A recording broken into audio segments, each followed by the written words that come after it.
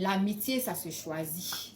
L'amitié n'est pas automatique. Elle n'est pas due au temps, ni au contexte, genre école, travail, voisinage. C'est comme une relation amoureuse. Elle doit répondre à des critères. Toutes les relations ne méritent pas le même niveau d'accès à ta vie.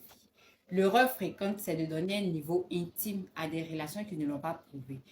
L'amitié meilleure amie doit être choisie comme une relation de couple. C'est cette négligence-là qui fait que souvent, on dit que ce n'est pas bon d'avoir une meilleure amie parce qu'on ne choisit pas. On se coltine ou on choisit mal. Il faut savoir reconnaître une vraie amitié.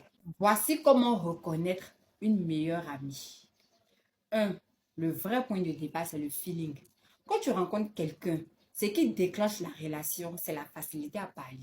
Un point commun, un rire partagé, une connexion rapide, c'est ça le feeling. C'est immédiat, c'est ce qui donne envie de continuer. Sans feeling, la relation ne démarre pas vraiment. Le point 2, l'énergie, ce que la personne dégage. Après un moment avec elle, tu te sens comment? Est-ce que tu te sens vidé, stressé, apaisé, stimulé? Parce que ton corps ne ment pas. Après interaction, tu dois observer ton état émotionnel, ton niveau d'énergie. Parce qu'une bonne relation ne te vide pas, ne te stresse pas en permanence, ne te déséquilibre pas. En 3, après, les valeurs et les principes partagés. Ce qui détermine si une relation peut devenir saine ou si elle ne va pas te fatiguer plus tard, ce sont les valeurs. Une valeur, ce n'est pas un discours. C'est ce qu'une personne respecte naturellement, c'est qu'elle tolère, c'est qu'elle juge normal ou anormal, c'est qu'elle admet ou elle refuse. Donc, en clair, c'est qu'elle considère comme OK dans la vie. Et pourquoi c'est un filtre avant l'amitié profonde? Parce que tu peux bien t'entendre avec quelqu'un, rire avec quelqu'un, avoir un bon feeling.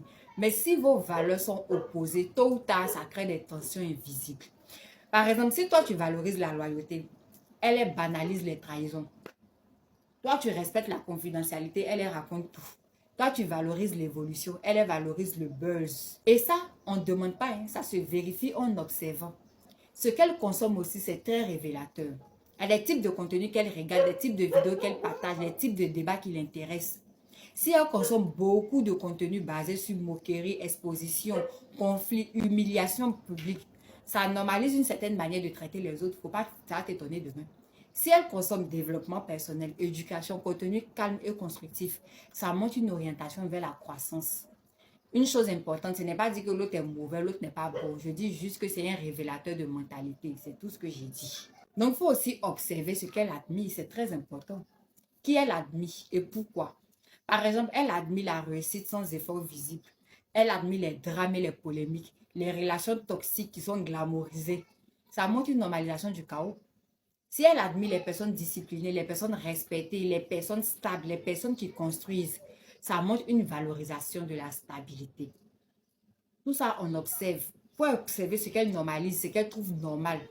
Si pour elle, parler mal des gens, c'est normal, ou bien trahir une amie, ça arrive pour elle. Si exposer la vie des autres, ce n'est pas grave. Tu ne seras jamais protégé par quelqu'un qui trouve ça normal. Hein. À l'inverse, si elle dit non, ça ne se fait pas. Non, moi, je ne mélange pas les histoires. Moi, je respecte la vie privée des gens. Là, tu sais que tu es un socle sain. Il faut regarder aussi son rapport au respect. Le respect se voit dans les détails. Comment elle parle des autres. Comment elle parle des absents. Comment elle parle des personnes faibles ou vulnérables. Comment elle réagit face à quelqu'un qui réussit. Parce qu'une personne stable ne rabaisse pas pour exister. Ne se moque pas pour briller. Ne détruit pas pour exister. Personne instable commente tout, juge facilement, parle des autres sans filtre. Change de discours selon le public. Et après avoir observé cette personne-là, il faut te demander, est-ce que ses valeurs ressemblent à la façon dont je vais être traitée? Est-ce que son univers me tire vers le haut ou me tire vers le bruit? Les valeurs ne se demandent pas, elles s'observent. Il faut bien l'observer. Une personne peut être gentille, mais avoir des valeurs instables. Donc, être dangereuse sur de long terme dans une amitié. Tu ne choisis pas une meilleure amie uniquement parce que tu t'entends bien avec elle. Tu choisis une meilleure amie parce que tu peux respecter sa manière de penser. Et elle peut respecter la tienne sans te tirer vers le bas. Il y a un autre point. Après les valeurs, on passe à l'expérience réelle avec la personne. On quitte la théorie, on rentre dans le vécu. Comment tu te sens auprès d'elle? Ici, on parle de ce que tu vis quand tu es avec elle. Parce qu'une personne peut avoir de bonnes valeurs sur le papier, une mauvaise énergie dans la relation réelle. Mais est-ce que tu te sens libre ou surveillé? Est-ce que tu fais attention à tout ce que tu dis? Est-ce que tu pèses tes mots en permanence? Est-ce que tu as peur d'être mal interprété? Est-ce que tu te sens jugé dans tes réactions? Si tu es constamment en contrôle de toi-même, ce n'est pas une relation fluide. Est-ce que tu es naturel ou en performance? Est-ce que tu parles normalement? Est-ce que tu ris naturellement? Est-ce que tu réfléchis trop ou bien tu es toi-même? Ou est-ce que tu choisis tes sujets? Ou même tu adaptes ta personnalité, tu contrôles ton image, tu veux bien paraître. Une bonne amitié te retire la pression sociale, pas l'inverse. Est-ce que tu te sens en compétition? Est-ce que tu te compares à elle? Ou est-ce qu'elle se compare à toi? Est-ce que tu ressens le besoin de prouver quelque chose? Est-ce que sa présence te met une certaine pression? Parce qu'une vraie amie ne déclenche pas une logique de rivalité. Est-ce que tu te sens apaisé après l'échange? Ça, c'est un test qui est très simple. Après l'avoir vu, après l'avoir appelé, est-ce que ton esprit est calme ou est-ce que tu continues à analyser la conversation? Est-ce que tu rejoues les scènes dans ta tête? Une relation saine laisse de la clarté, pas du bruit mental. Une bonne amie ne te rend pas parfaite, elle te rend naturelle. Et l'un des meilleurs points que j'adore, c'est la réciprocité. La réciprocité des confidences. Dans une vraie amitié, les deux personnes finissent par se confier. Les deux personnes deviennent vulnérables à un certain niveau. Il y a une montée progressive de confiance des deux côtés. Tu ne peux pas être la seule à être exposée émotionnellement. Pourquoi? Tu ne peux pas être la seule à donner de l'intimité. Tu ne peux pas être la seule à être en position de vulnérabilité. Tu es dans une bonne réciprocité quand elle aussi, elle se confie à toi. Quand elle t'écoute autant que tu l'écoutes, qu'elle s'ouvre progressivement, qu'elle participe émotionnellement au lien. Elle ne reste pas dans une posture d'observatrice. Sinon, le lien est déséquilibré, tu dois être vigilante. Si tu es la seule à parler de ta vie profonde, pendant qu'elle reste sur des sujets superficiels, elle connaît beaucoup sur toi, mais toi, tu ne connais presque rien d'elle. Elle te pose des questions sans jamais se livrer. Là, tu n'es pas dans une amitié équilibrée, tu es dans une relation asymétrique. Une bonne amie, c'est celle avec qui tu construis ton niveau de confiance, c'est réciproque, c'est mutuel. Le statut de meilleur ami ne se déclare pas, se constate. Tu ne dis pas c'est ma meilleure amie parce que ça fait longtemps. Tu le dis parce qu'il y a eu des situations test. Il y a eu des moments de vulnérabilité des deux côtés. Donc, tant que ça, ce n'est pas validé, on est encore en construction, même si ça fait longtemps. Il y a aussi la fierté mutuelle. Ce n'est pas on s'entend bien, c'est on est fiers l'une de l'autre sans se menacer mutuellement. Quand on parle de fierté mutuelle, là, ça veut dire que elle est à l'aise avec qui tu es à l'aise avec qui elle est. Aucune ne ressent le besoin de diminuer l'autre pour exister. C'est une relation où la présence de l'autre ne crée pas de tension, de malaise intérieur. Et toi, tu peux évoluer sans te cacher. Aucune ne ressent le besoin de compétition sociale. Donc, une meilleure amie n'est pas celle qui te supporte. C'est celle qui est capable d'être fière de toi sans se sentir effacée. Si la fierté mutuelle est réelle, la relation est stable, la relation est saine, la relation peut durer.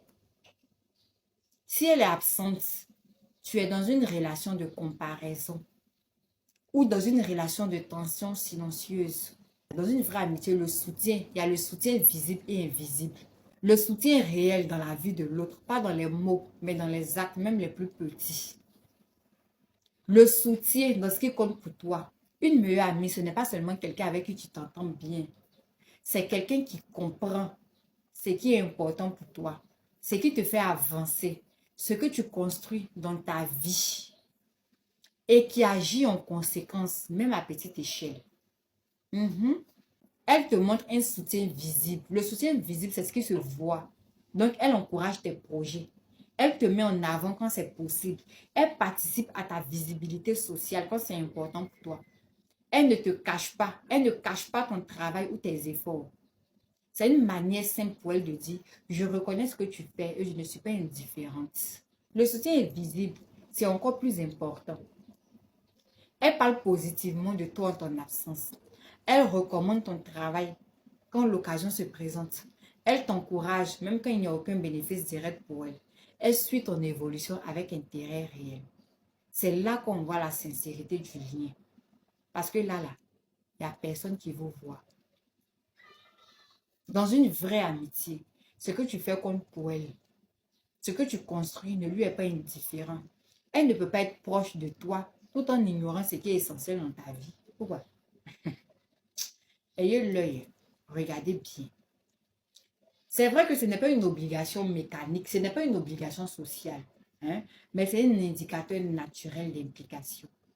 Quand le soutien est absent, quand il n'y a aucun soutien ni visible ni invisible, malgré une proximité déclarée, quand tes projets sont ignorés, ton évolution n'est pas valorisée, ta visibilité n'est pas encouragée, ça veut dire quoi? Ça veut dire qu'il y a absence d'investissement émotionnel. Le soutien dans une amitié se reconnaît à deux choses. Ce qu'elle montre quand tout le monde regarde et ce qu'elle fait quand personne ne regarde. Les deux doivent exister pour parler de vraie loyauté relationnelle. Donc, voici un peu ce que j'avais envie de partager avec vous. Merci de liker, merci de partager. On se retrouve très prochainement pour un autre message. C'était moi, Dofi. Bisous.